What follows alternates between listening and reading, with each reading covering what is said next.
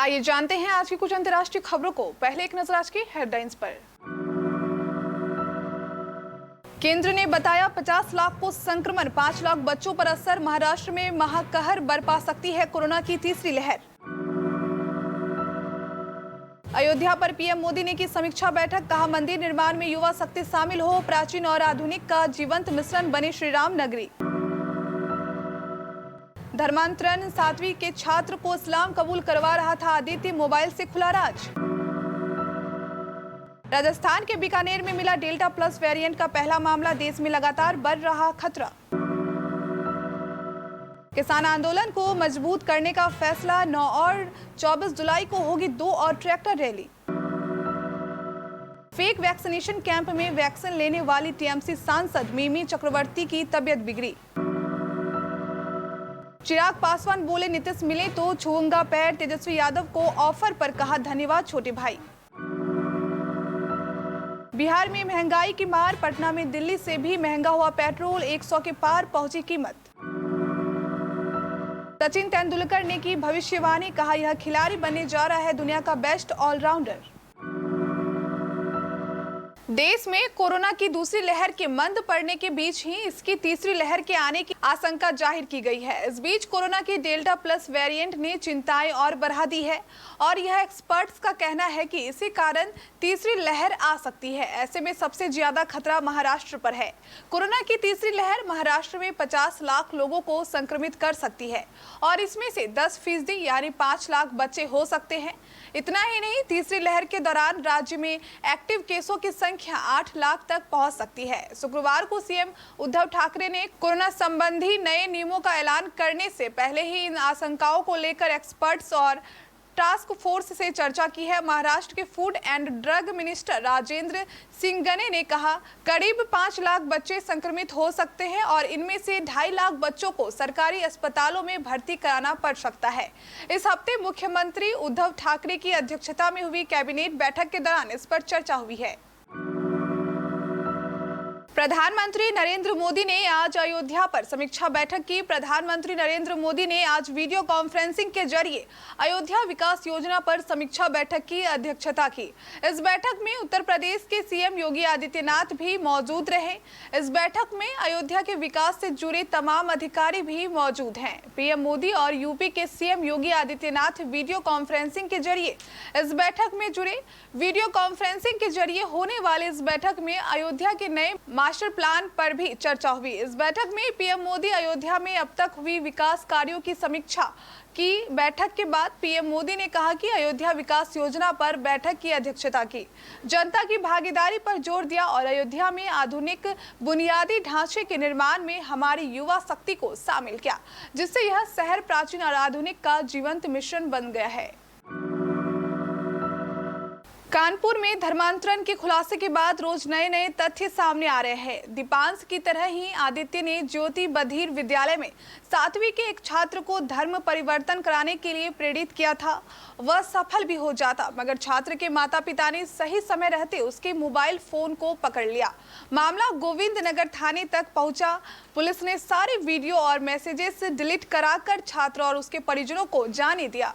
ATS की जांच में यह पता चला कि ज्योति बधिर विद्यालय में 7वीं के छात्र चरण सिंह कॉलोनी गोविंद नगर निवासी तुषार सिंह का धर्म परिवर्तन कराने का प्रयास किया था।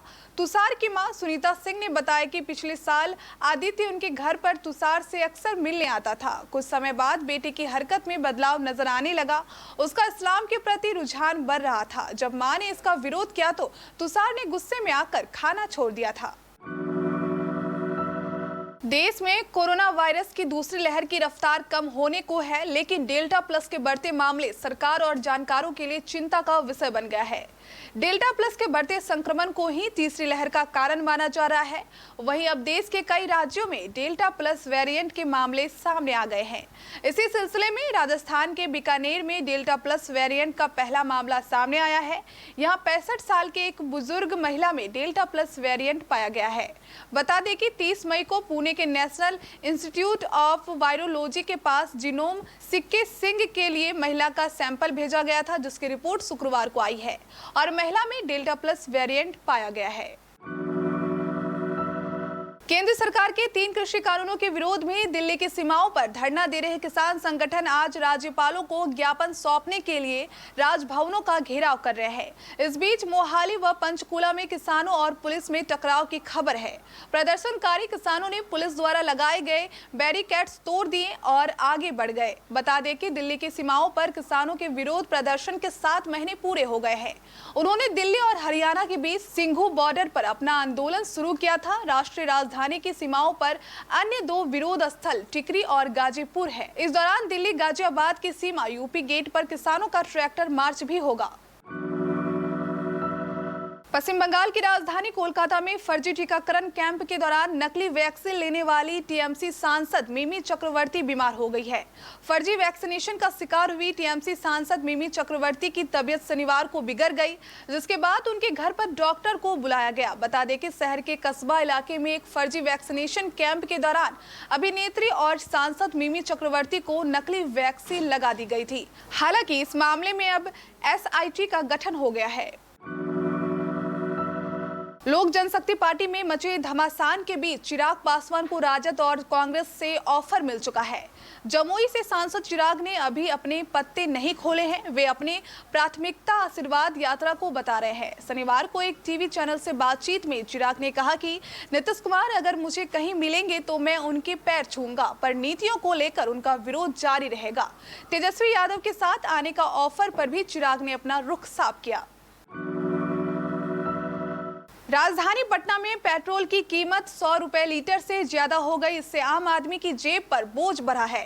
शनिवार सुबह 6 बजे से कीमत में 34 पैसों की बढ़ोतरी हुई और यह 99 रुपए 80 पैसे से बढ़कर 100 रुपए 14 पैसे प्रति लीटर हो गया। इसके साथ ही हैदराबाद, बेंगलुरु, भोपाल, मुंबई और जयपुर के साथ पटना में भी पेट्रोल की कीमत 100 रुपए प्रति लीटर से ज्यादा हो गई है।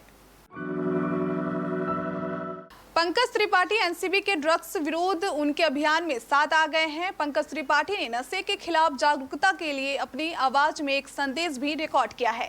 पंकज से इसके लिए एनसीबी के पटना जोनल यूनिट ने संपर्क किया था। दरअसल हर साल 26 जून को international day against drug abuse या वर्ल्ड ड्रग डे मनाया जाता है। इस दिन ड्रग्स के इस्तेमाल पर रोक और इसके प्रति जागरूकता अभियान चलाया जाता है।